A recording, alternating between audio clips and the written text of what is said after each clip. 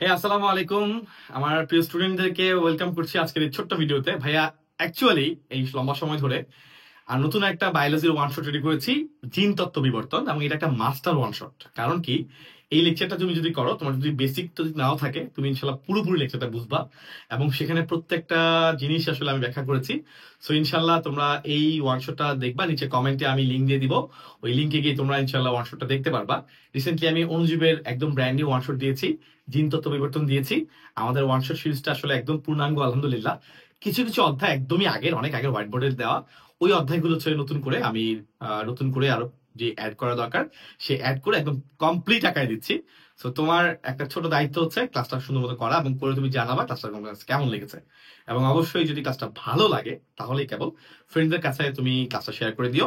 Hopefully ইনশাল্লাহ আমরা আমাদের মেডিকেল কোর্সে, আমাদের মেডিকেল প্রিপারেশন নিয়ে একটা দিন চলে দেখা হবে। তোমাদের মেডিকেল কোর্সের নাম আমি একটু স্মরণ করাই দিই, মেডিট্রুপস।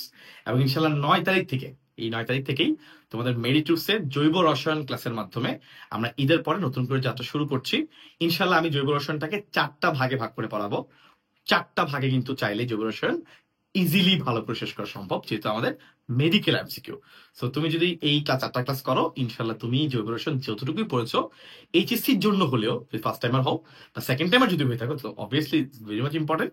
ফার্স্ট টাইমার যদি হয়ে থাকো, তুমি এইচএসসির জন্য এখান থেকে অনেক কমন পাবা, কারণ এমসিকিউ স্টাইলে পড়াবো তো।